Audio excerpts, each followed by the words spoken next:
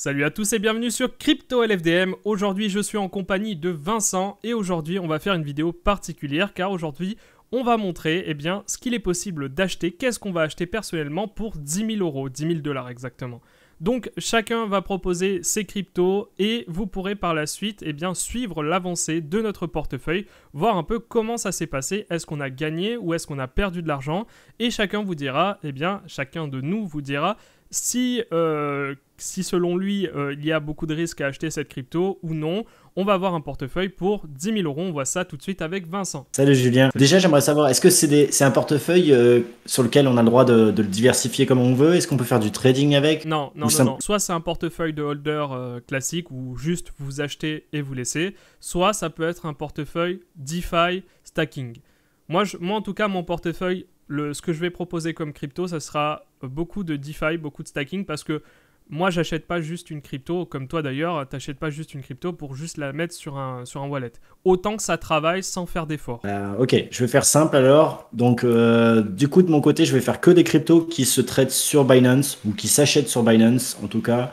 Et je vais privilégier le stacking à gogo. Si je te donne 10 000 là maintenant, qu'est-ce que tu vas en faire? Tiens, lève-la. Voilà, j'ai les 10 000. Alors, moi, la première chose que je fais, c'est que j'achète 3 000 dollars d'Atom. Pourquoi? Tout simplement parce que l'Atom, je pense que ça pourrait devenir la crypto qui prendra le plus dans les années à venir. Pourquoi? Parce que l'objectif d'Atom, c'est de devenir la blockchain de sécurisation des autres blockchains du Cosmos Hub. Et si elle atteint ce potentiel, si elle atteint cet objectif, je pense que dans les années à venir, elle pourrait facilement atteindre les 90, 100, voire 150 dollars. Donc, je mise sur l'Atom. Alors en plus sur Cosmos, sur Kepler, si vous allez regarder, vous pouvez voir que vous avez actuellement, sur la DeFi et pas sur la CeFi, vous avez 19,17% en APR sur du stacking d'Atom, donc ce qui reste très intéressant. Alors ensuite, moi je rajouterai de l'Evmos pour deux raisons. La première, c'est que actuellement sur le stacking, on est à 430% d'APR. Et le prix actuellement, il est très intéressant. On est en dessous des 2 dollars. Donc pour moi, c'est un prix d'achat. Mon vrai prix d'achat pour moi, c'est 1,17 $. Mais à 1,50 $, on peut déjà commencer à en acheter. Qu'est-ce que je dirais d'autre? Ah oui, Evmos, c'est une EVM, donc une EVM d'Ethereum. Et l'intérêt d'Evmos, c'est de pouvoir utiliser la rapidité d'Evmos pour les DApps d'Ethereum, tout simplement. Donc, à terme, ça pourrait devenir la blockchain préférée des DApps Ethereum. À voir si la blockchain tient le coup, on verra ça dans un futur proche. Mais en tout cas, moi, j'investis là-dessus. Je mets 3 000 dollars pareil sur l'Evmos. Envoie. Et enfin, avec les 4 000 qui restent, je vais prendre du Kava BUSD. Donc ce que je vais faire, c'est que je vais mettre du BUSD sur Kava aux alentours de 25% annuel. Alors évidemment, comme c'est du BUSD, ça ne bougera pas. Mais en tout cas, j'ai du stablecoin à 25% annuel, ce qui reste très convenable pour du stablecoin. Voilà Vincent, je viens de t'envoyer 10 000 dollars. Alors maintenant, c'est à toi de me montrer ce que tu vas faire avec. Tu m'as réellement envoyé 10 000 dollars là? Oui, bien sûr. Ok. Donc pour composer un portefeuille, déjà je vais bien le diversifier. De mon côté, je t'ajoute déjà le roi Bitcoin. Forcément, mets-moi 1000 dollars de Bitcoin, s'il te plaît. Ok. Voilà, je viens de créditer 1000 dollars de Bitcoin. Il te reste 9000 dollars d'USDT à placer maintenant. Donc c'est à toi de choisir. D'ailleurs, tu vas me dire pourquoi tu as choisi à peine 1000 dollars de Bitcoin. C'est quand même normalement la base, le Bitcoin. En prendre à peine 1000 dollars, ça me paraît peu pour un portefeuille sécure comme tu voulais faire à la base, non? Non, de mon côté, je vais vous faire un portefeuille à 10 cryptos. Il y a 10 000 dollars sur le compte, je mets 1000 par crypto. Comme ça m'en fait choisir 10. Il sera bien diversifié. Il faut avoir du roi Bitcoin, donc j'en ai mis. Il y a une ligne pour lui. Par contre, rajoute-moi tout de suite une petite ligne de AVAX, s'il te plaît. Avalanche. Voilà, je viens de te rajouter 1000 dollars d'Avalanche. Maintenant, qu'est-ce que tu veux rajouter d'autre? Attends, mais sur Avalanche, j'ai oublié de préciser. J'ai dit, je vais sélectionner 10 crypto-monnaies. Les 10 peuvent être achetés sur Binance et les 10 seront en stacking ou en farming. Elles vont être utilisées directement sur Binance. D'accord. Du coup, ça, c'est Avalanche. Actuellement, il y a Binance qui propose du stacking un peu amélioré, mais sinon on est de l'ordre de 8% par an en gros en stacking. Donc voilà, déjà ça c'est de la petite rentrée par an qui rentrera en plus et qui fera booster mon portefeuille, mais ça se verra pas sur ton enregistrement, mais c'est pas grave. Du Elrond, 1000 Elrond, encore 1000 dollars d'El. Elrond, t'es sûr de toi? T'aimes pas cette blockchain, hein? Non? Si? Il faut J'ai un aimer. doute. Moi, j'adore. D'accord. Franchement, avec le sharding, ce qu'ils font, c'est juste génial. Pour moi, c'est la meilleure blockchain. Le jour où ils vont avoir réellement besoin de gérer un grand nombre de transactions, c'est la seule qui tiendra la route. On voit bien Solana et autres, elles se pètent la gueule. Elles n'arrivent pas à tenir la charge. Mhm. Elles sont non scalables. Voilà. Moi, je crois à fond dans Elrond. Donc, mets-moi 1000 $ d'Elrond, s'il te plaît. Voilà, je t'ai rajouté 1000 $ de Elrond, donc maintenant c'est à tes risques et périls, hein. Moi, je suis pas fan de cette crypto en toute franchise. Je m'y suis déjà frotté et je l'ai perdu pas mal. Donc sincèrement, j'ai perdu, pour être franc, j'ai perdu 20 000 avec l'Elrond sur Maillard Exchange, je me rappelle. Les APR étaient très très très forts au début et finalement j'avais perdu, au final j'ai perdu combien? Bah en tout oui, 20 000 à peu près 20 000. Donc moi Ah, je suis c'est pas trop pitch. fan, je suis pas trop fan de Maillard Exchange, en tout cas pour la DeFi je suis pas trop fan. Pour la crypto en elle-même, je connais le projet en tout cas, ne m'emballe pas plus que ça. Bon, en tout cas, Elrond, je les stack sur Binance, même si je préférerais les envoyer sur Maillard parce qu'on est à peu près du 11-12% en stacking. Mhm. Sur Binance, ils proposent du 7,86 actuellement, à ce que je vois, quand c'est bloqué sur 30 jours. Bon, D'accord. voilà, ça fait. Mais le mieux, c'est d'envoyer ça, bien sûr, sur Maillard. Ok, vas-y, alors Crypto suivante, vas-y. des gâteaux, Quoi? Des des gâteaux? cakes. Ah, des cakes, ok. Voilà, je t'ai rajouté ton cake. Dis-moi pourquoi tu choisis le cake d'ailleurs. Bon, ça fait partie des meilleurs DEX. Et Mhm. clairement, pour moi, en termes de volume, et puis le fait qu'ils soient sur la Binance Chain, fait que pour moi, ils ont de l'avenir avec ce projet. Et après, le stacking, bien sûr, également. À noter que sur Binance, actuellement, ils offrent du quasiment 80% de rentabilité, alors que sur des petits montants hein, avec le cake. Tout petit montant. Et puis après, pareil, on a un autre petit montant si on bloque sur 90 jours. Sinon, c'est mieux d'envoyer sur PancakeSwap et directement de les stacker là-bas. Ok, Mais sinon, pas de voilà. souci. Encore une crypto que j'ajoute et toujours, il y aura toujours le stacking. La Ouais. suivante, je te donne? Moi, ce qui m'étonne le plus dans ton histoire, c'est que même des cryptos qui sont purement DeFi, tu les mets quand même sur la CeFi. Je comprends pas Oui. trop, mais bon. C'est un mélange. C'est un portefeuille parfaitement diversifié. Ouais, mais C'est t'es ça. uniquement sur la CeFi où à chaque fois il te marge à mort sur tes APR, alors que tu peux aller directement sur les sites et faire bien plus en fait. Je construis un portefeuille pour quelqu'un, pour que ce soit simple. Quelqu'un qui a 10 000, il les envoie sur Binance. C'est très facile pour lui Mhm. de faire un virement. Et ensuite, il peut acheter tout ce qu'on dit sur Binance et sans rien envoyer, s'embêter avec des wallets et des clés privées. Il n'aura pas besoin de faire tout ça. D'accord, si Je tu veux. choisis une Ouais, ouais, solution pas de de souci. facilité, quoi. Pas de souci. Bon, ensuite, tu prends quoi, allez? Je prends des bandes. BAND. C'est bande protocole. Bon, alors dis-moi, Vincent, pourquoi du band protocole? Allez, attends, laisse-moi deviner, tu sais pas. Si, déjà parce qu'il y a du stacking, c'est 10% à peu près, c'est pareil. Ça, c'est à prendre.